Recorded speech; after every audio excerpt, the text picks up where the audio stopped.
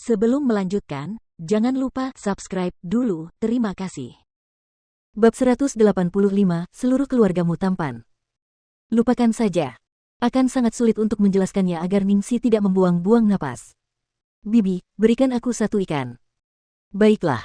Bibi itu menggunakan timbangan dengan sangat jujur dan bahkan memberikan diskon yang cukup besar kepada Ningsi. Setelah menjual ikan, Bibi itu menatap pria yang berdiri di samping Ningsi sambil menggendong seorang anak. Nyonya, Anda sangat beruntung. Suami dan anak Anda sama-sama tampan.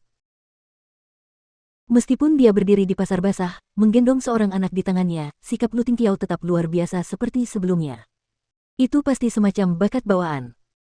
Haha, benarkah begitu? Tapi aku juga sangat tampan. Canda Ningsi. Ya. Kalian semua tampan. Terutama si kecil kesayanganmu ini. Dia benar-benar membuat orang ingin memanjakannya. Dia benar-benar mewarisi semua sifat terbaikmu, dan juga sifat suamimu. Ayo, aku akan memberimu ikan yang lebih kecil sebagai hadiah gratis. Ningsi tanpa sadar menyentuh wajahnya. Apakah dia mewarisi hal terbaik dari dirinya dan Lu Tingqiao? Sepertinya ini bukan pertama kalinya dia mendengar sesuatu seperti ini.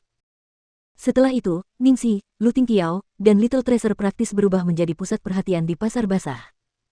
Kemanapun mereka pergi berbelanja, semua pemilik toko akan memberi mereka sesuatu sebagai hadiah.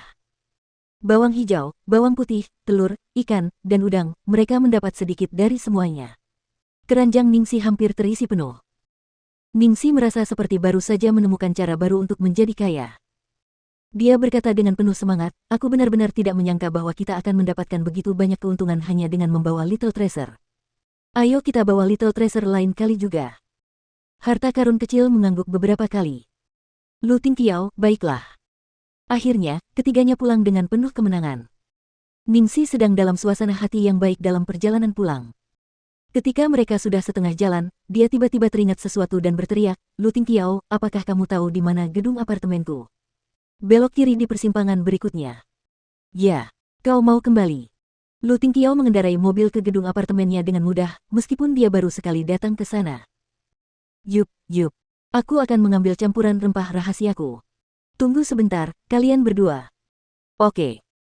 Ketika Ningsi berlari ke gedung apartemen, dia segera mengambil campuran rempah-rempah dan kembali turun. Ketika dia melewati lobi, wanita muda di meja depan segera menghentikannya. Hei. Tunggu. Bukankah kamu Ningsi? Kamu punya 2 kiriman ekspres, mereka sudah ditinggalkan di sini selama beberapa hari. Apakah kamu masih menginginkannya? Setelah berbicara, dia mengamati Ningsi tanpa menahan diri seolah mencari sesuatu untuk digosipkan. Dia berpikir bahwa Ningsi mungkin telah menjadi wanita simpanan beberapa waktu lalu karena dia tidak kembali begitu lama. Namun, Ningsi tidak menyadari tatapan mata wanita muda itu. Dia hanya mengambil 2 kotak itu dan berjalan keluar. Ketika dia berjalan ke pintu masuk, dia bisa melihat Little Treasure sedang bersandar di jendela dan menunggu dengan cemas, bahkan dari kejauhan. Tatapan mata Ningsi berubah hangat. Sedetik kemudian, 3 pria berpakaian hitam tiba-tiba menyerbu ke arahnya. Hanya dengan sekali pandang, dia bisa tahu bahwa mereka datang dengan niat jahat dan mereka menyerang langsung ke arahnya. Mata Ningsi berkilat waspada. Dia segera meletakkan benda-benda di tangannya dan merobek roknya dengan kuat. Kemudian, dia menendang salah satu pria yang menyerbu. Orang itu benar-benar lengah, jadi tendangan itu membuat seluruh tubuhnya melayang ke udara. Kedua pria di sebelahnya menatap kosong sejenak sebelum tersadar. Ekspresi mereka berubah ganas saat mereka bergegas menyerangnya dengan lebih ganas lagi. Pakaian Ningsi hari ini terlalu feminin sehingga semua gerakannya tertahan. Dia tidak bisa segera menyelesaikan keduanya. Saat dia berkelahi dengan kedua pria itu, seorang pria lain menyerang dari belakangnya. Dia menjepit lengannya dengan tangannya dan mencoba menggunakan tali untuk mengikatnya. Ningsi hendak membalas ketika pria itu tiba-tiba melepaskan lengannya dan menjerit mengerikan. Dia bahkan bisa mendengar suara retakan saat lengan pria itu patah.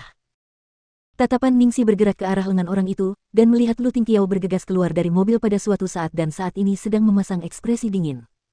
Dia memancarkan aura pembunuh dan tangannya mengerahkan sedikit kekuatan saat dia mencengkeram pergelangan tangan orang itu dengan kuat.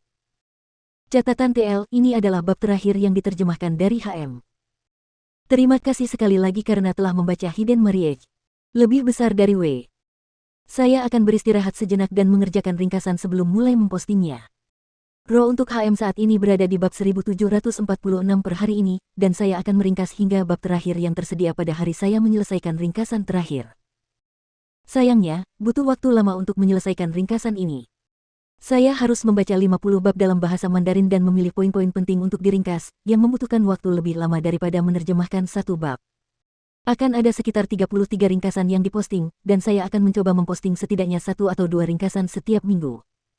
Saya juga akan membuat posting pengumuman seperti biasa saat saya memposting ringkasan, jadi Anda dapat memeriksa beranda Volare untuk pembaruan gelombang. Saya harap ringkasan pertama sudah keluar minggu depan. Sementara itu, cobalah baca beberapa cerita pendek baru yang baru saja saya terjemahkan. Saya akan fokus menulis ringkasan sambil mencari novel baru. Kalau sudah ketemu, novelnya akan diluncurkan di Volare, mudah-mudahan akhir Juni atau awal Juli. 3.